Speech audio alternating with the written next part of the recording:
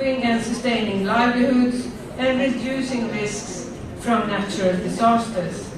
But at the same time, these kinds of initiatives are creating a situation where local communities and the involvement of local communities actually is critical in reducing tensions and conflicts around natural resources.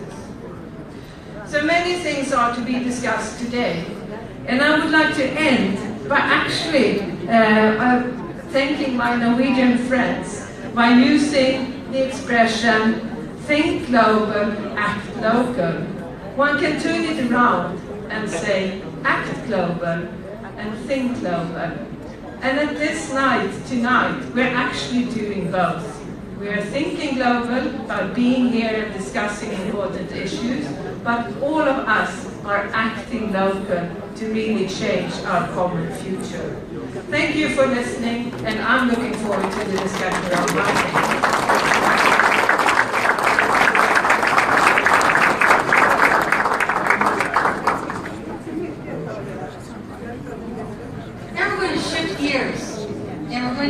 the National Local Leaders Dialogue part, and I would like to call 7 people to the stage.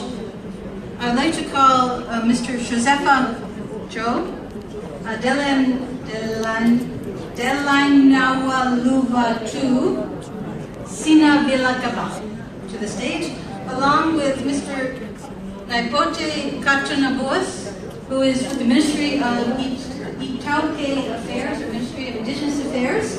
I'd like to call Ms. Celia Mahum from Belize, and His Excellency Mr. Omar Figueroa, Minister of Agriculture, Forestry, Fisheries, Environment, and Sustainable Development of Belize. I'd like to call Mr. Koman Astika from Indonesia, Dr. Suseno Sukoyono, Special Advisor for Ministry of Maritime Affairs, and Mr. Arif Habas Ogreseno, Deputy Coordinating Minister for Maritime Issues in Indonesia. Welcome, and please join.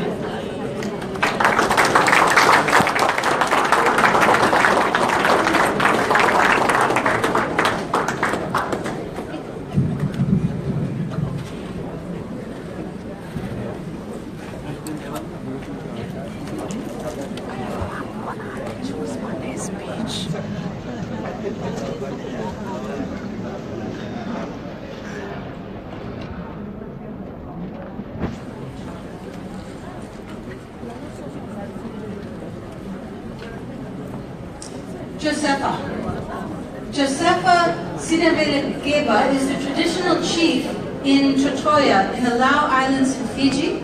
He is vice chairman of the Lau Provincial Council and an executive member of the Fiji Locally Managed Marine Area Network, a UNDP Equator Prize recipient.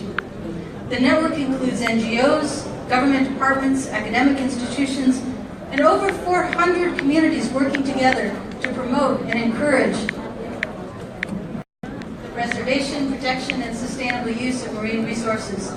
Their work has resulted in 135 of Fiji's marine customary fishing areas being managed, and about 465 fishing reserves, or taboo areas, covering just over 1,000 kilometers squared. Josefa, what has been the role of traditional knowledge and culture in the establishment and management of no-take zones and locally managed marine areas? And what can communities learn from your success? Thank you. First of all, I want to say a big congratulations to all of you, our colleagues, on the questions that I was asked. The traditional role for the conservation in Fiji, especially our indigenous people, is to come together, share their knowledge, share their experience, and let other communities learn from what other communities' success on protecting their environments, especially on their marine resources. This is something that build up a community works within the community to care and share their uses of their resources within their community.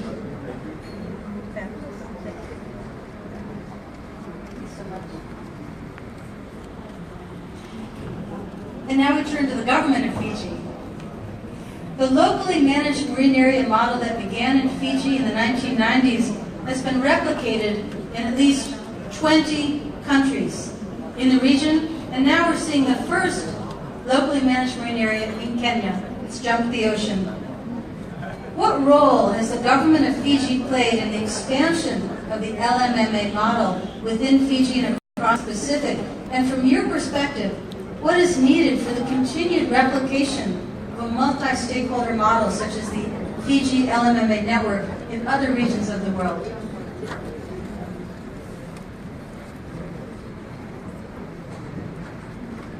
Distinguished guests, ladies and gentlemen, again I'm standing in this evening for our Honorable Minister of Fisheries, so I'll address your questions in the statement that's been provided for him. I'll start off that we're deeply honored and to be invited to this evening's occasion, and again the Fiji's marine and coastal resources provided a lifeline to the people of Fiji in the forms of cultural significance, coastal protection, livelihoods from marine resources, the water resource, and other potential incoming projects, including tourism and research. Fiji has enshrined recognition of the value of oceans and the importance of its protection, not only within its homegrown green growth framework, which builds upon the government of Fiji's commitment to protect 30% of its seas as marine protected areas by 2020.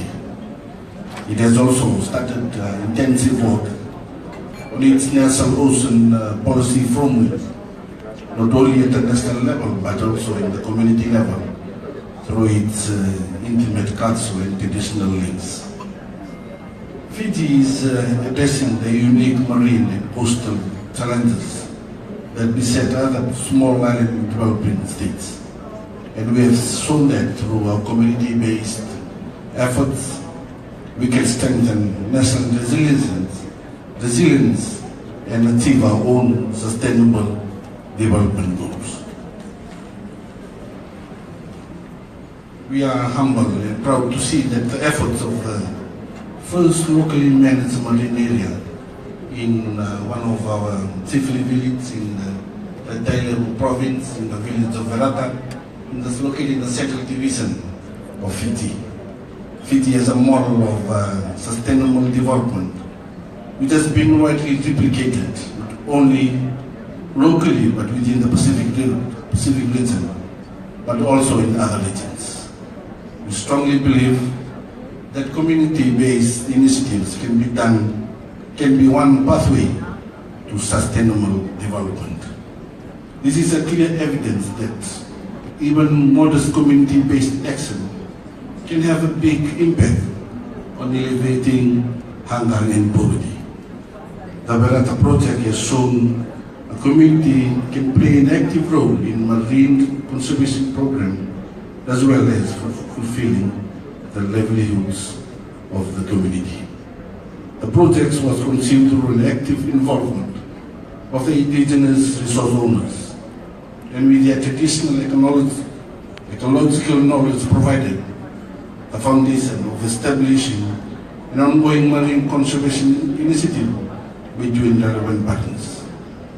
It must be noted that the key underlying factor that has resulted in the success of the Verata project was through an inclusive bottom-up approach through the community leadership.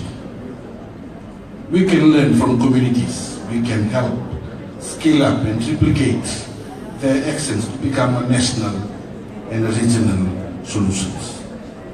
When FLEMA was started some 20 years ago, the office was based in the Ministry of Fisheries. Just over a year ago, the Ministry of Etoki Affairs, or the Indigenous Affairs, because of its mandatory role to look after the good governance and the well-being of the Etoki community, took over the chairmanship of FLEMA Executive Committee. However, within our working relationship, we have working towards an MOU to clearly demarcate our boundaries and responsibilities. The expansion of the network across more than 400 communities were closely linked to the government of Fiji's technical support and the passion of those field officers who drove the program. Funding sources were accessible due to the Fiji government support of the goals and objectives of FLEMA. In terms of policy framework, the Fiji government clearly appreciates the success and overwhelming support from the local communities and the supporting traditional ethics and leadership norms which are the trademarks for local Fijian culture.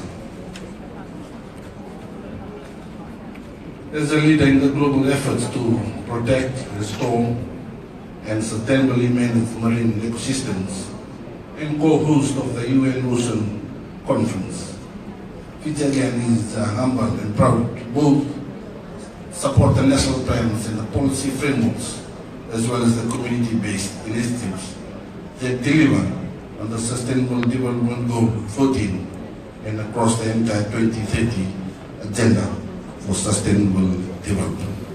Thank you very much.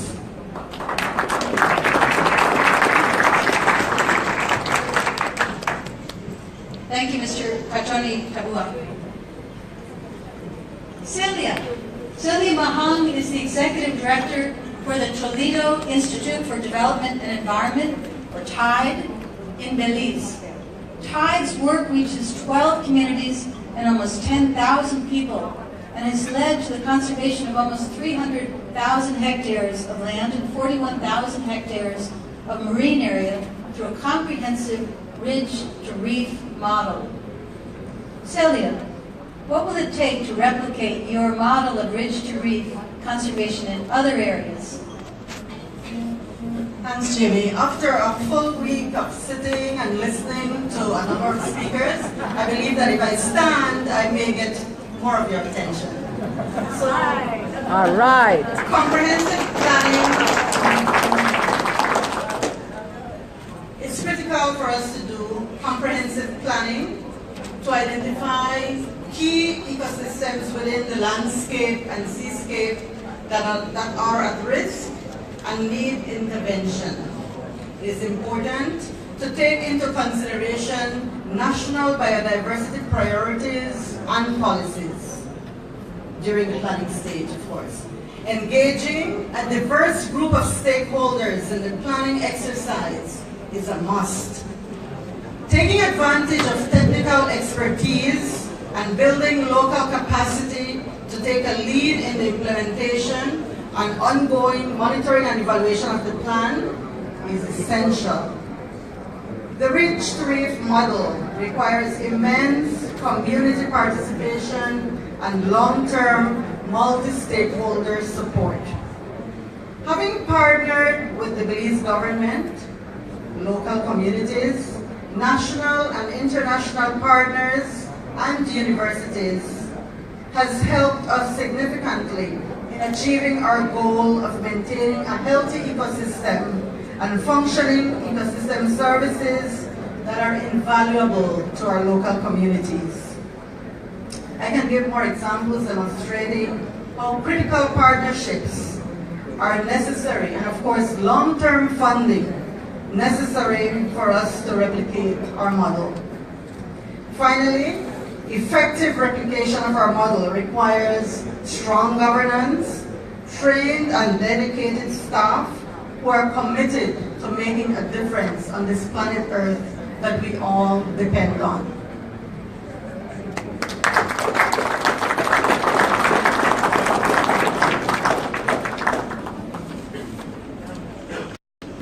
His Excellency, Mr. Omar Figueroa, Minister of Agriculture, Forestry, Fisheries, Environment, and Sustainable Development.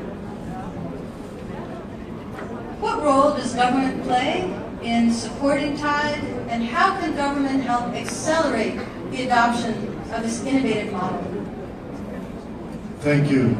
Before I respond to your question, please allow me, on behalf of the government and people of Belize, to congratulate Celia Mahon and her entire team at the Toledo Institute for Development and Environment. We are extremely proud of Celia and her team. If I can just say a short note to put my response in context, Belize has designated over 20%, over 21% of our territorial waters as marine protected areas. So given the enormity of this area, and given the fact that we are a small developing country with limited resources, it is extremely important that we think outside the box if we are to really manage and protect these areas. Understanding clearly that the government does not have the resources to be out on the ground managing, this calls essentially for us to think outside the box, for us to devise innovative strategies. And so what Belize has done is we have developed a system of co-management where we empower our local communities to really work shoulder to shoulder with us, to be our eyes, our hands, our feet on the ground. And so what Celia Mahon and Tide is doing in southern Belize, we are essentially doing across the country. What brings Celia Mahon to the table here tonight is the fact that she and her team has risen above and beyond the call of duty. So what perhaps the government can and should and in fact will do is ensure that the experiences that Celia Mahon and her team, the successes that they have, that we bring all our co-management players, all our team across the country to the table to learn from what Celia has had as her tremendous successes down in southern Belize. Thank you. Thank you.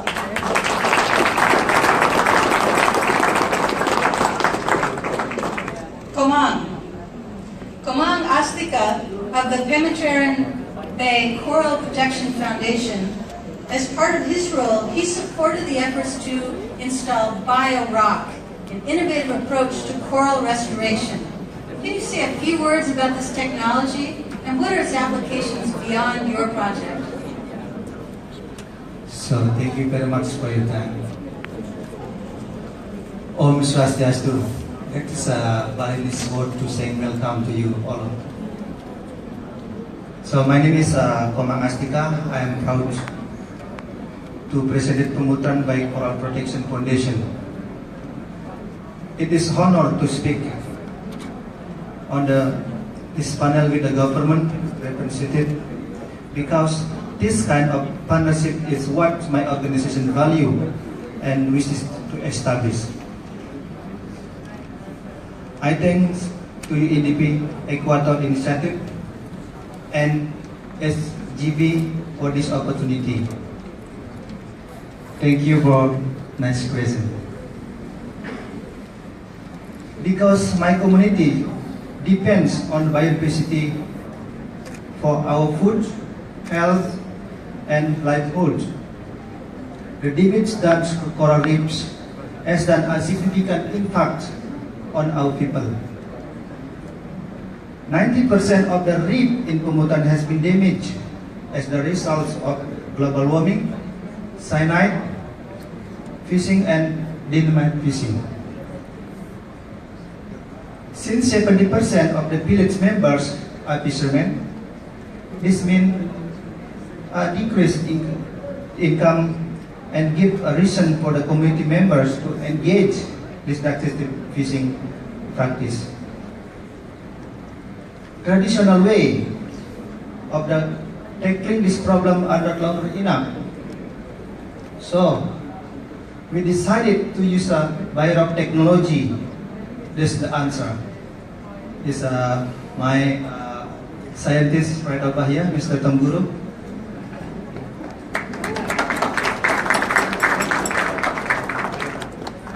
This innovative method speed up the coral growth and increase coral reef resistance for the global warming. It allows also for erosion control and restoration sand beaches. We believe other communities can learn from this technology. With this mineral acquisition technology, we use low voltage electricity directly from the sea. That means that's mineral that usually break down in the water become limestone thanks to the electricity currents. The total economic value of 1.5 hectare coral reef restoration in Pemutan project brings $115,000 per year.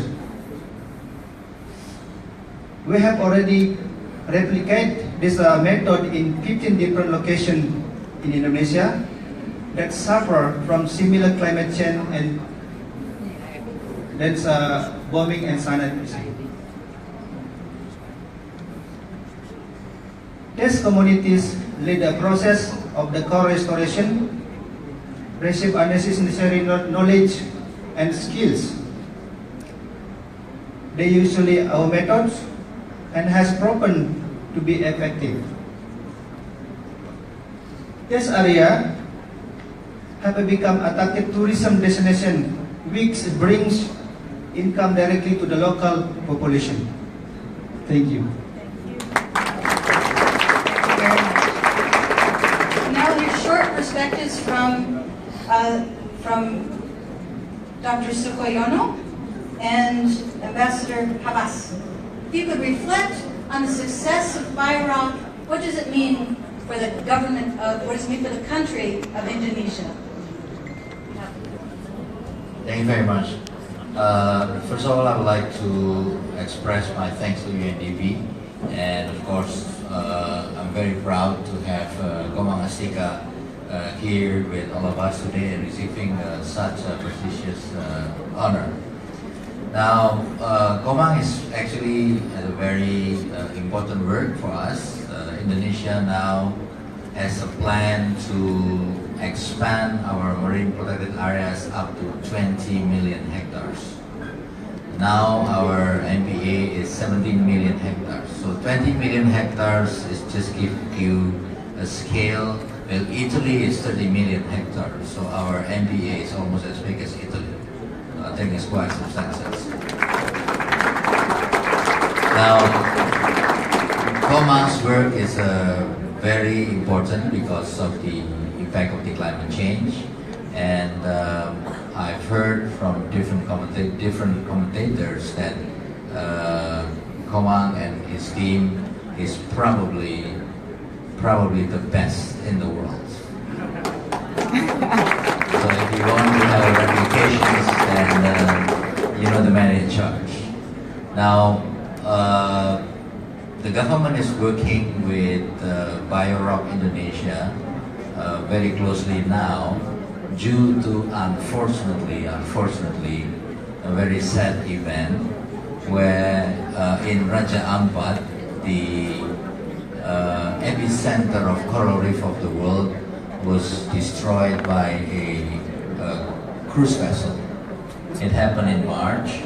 It probably happened in different places in the world. Damn cruise tourism. And it's a very unfortunate incident, and also is a very difficult incident for us because the vessel is have a one flag of one country.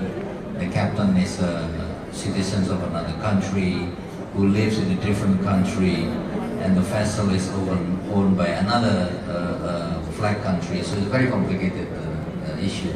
But I think for the restorations, we are going to ask the help of Komang Astika here for the restoration of Raja Ampat. Thank you very much, Komang. Thank you very much. So, I just would like to ask Like when Lisa Carner did do, the coral planting, like when Lisa did do. and see me more here. We don't Thank you very much. So I'd like also to congratulate UNDP and the Equator initiative. Indonesia is stretching out in the Equator line, as you may aware. And I just would like to share my experience. I was the executive chair of the Coral Trainer Initiative. It's about the regional initiative. Indonesia with other 5 member neighboring countries we are developing a regional initiative to secure the coral reef. Coral reef, just like Komang mentioned, it's not only about coral reefs. Coral reef is about humankind. Coral reef is us. Sometimes we distance the coral reef, but actually coral reef is us. You know, about the 25% of all marine mammals in the world is directly depend on coral reefs. And we know what's happening now with the climate change, with atmosphere, with our precious oxygen. It's related closely with the coral reef. But the most important things, what's been doing by Komang, actually the Biora, is the local initiative. Thanks to UNDP, thanks to the Equator, you may applause to this UNDP for bringing this local initiative to this global stage. So we all are witnesses the good achievement of UNDP and Equator initiative, bringing the local. Bali is 1,000 miles away from this wonderful New York. But with your kind help, with your kind support, we are here. So thank you very much for that. And the government of Indonesia, as you may be aware, Indonesia is where I live. It's about 17,000 islands. And we have more than 11,000 islands uninhabited. So the local government is very important. Then, to replicate what been doing by Komang, actually we try to encourage the local government network. And this been doing through the Coral Triangle Initiative. And second, I like also to seek your kind advice and support for people like Komang. So what we've been doing by UNDP and Equator Initiative is identify the champion. So we need to have through the champion. So the most important program is not only the finance, to my understanding, but the most important thing is the people. Identify the champion like Komang. Thank you very much. I'd like you to take your seats again. Please, a round of applause for our...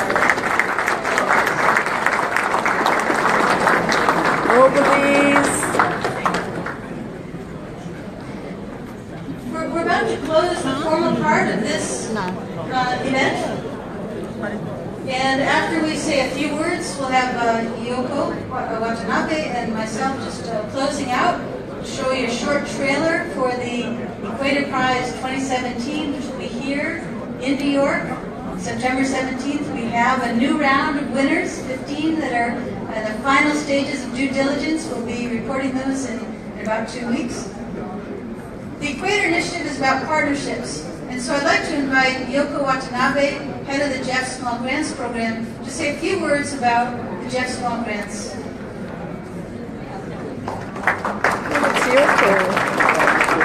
Thank you very much, distinguished guests and friends and colleagues. This is a great honor to be here today in partnership with Equator Initiative to work with you on this journey for the SDG 14 and beyond. We at the Small Grants Program have been working with 8 of these 15 Equator winners tonight who are sitting with you in the table. These are amazing people who have been working on the ground, and we have been supporting over the decade with multiple grants and hand-holding and technical advising for years.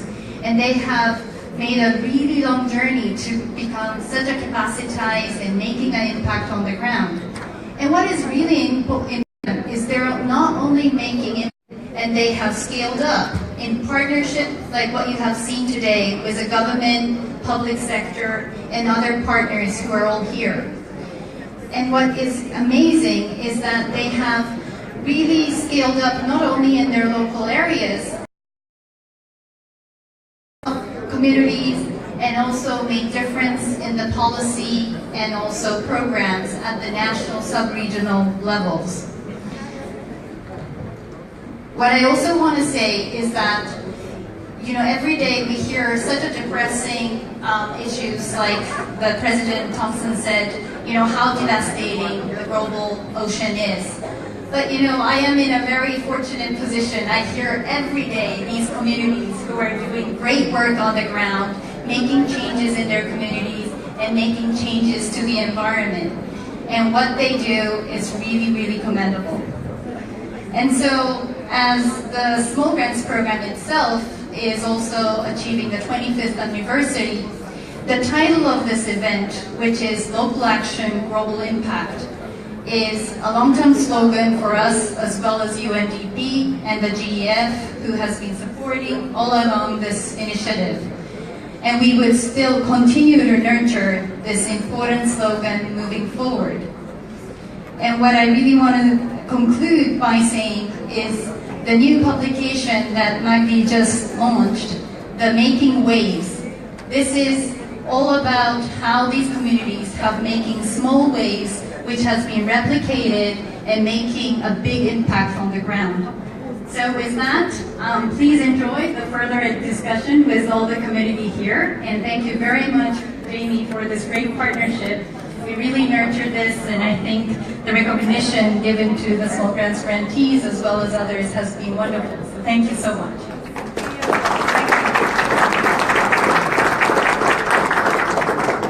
So I'm going to invite you to do 3 things. The first is we're going to show you a trailer for the next Equator Prize ceremony, so I warmly invite everybody in this room to attend. You will get invitations to attend, and I invite you.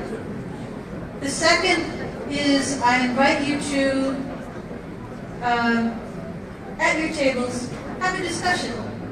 We're going to close, it's going to be informal, you grab yourself another drink, and then I invite you also to celebrate what we've heard around this room and what we're going to hear tonight from your table mates, our stories of success. So with no further ado, I'd ask if we can play the trailer for the Equator Prize 2017. Daniel.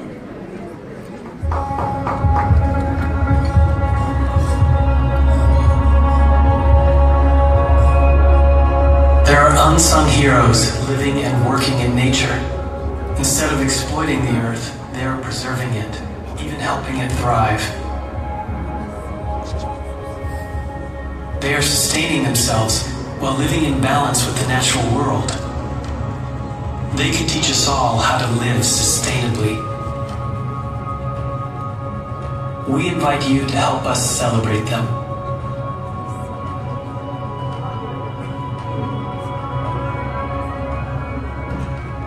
For some of them, it's their first time on a plane. For all, it is an unforgettable experience.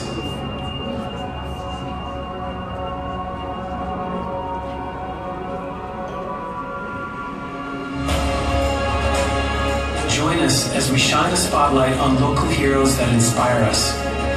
Join us as we amplify their voices so governments and the world understand the benefits that nature and these heroes' work bring to all. The challenge to protect our natural environment is more pressing than ever. Our future depends on it. Let's honor those warriors at the front lines who are preserving the delicate balance of using and protecting nature. They make the planet safer, cleaner, and greener for us all. They show us how to live in harmony, both with nature and each other. And they prove that this path is not only possible, but it's the way forward for them, for us, and for the planet. Find out more and support the celebration of our local heroes. Go to equatorinitiative.org.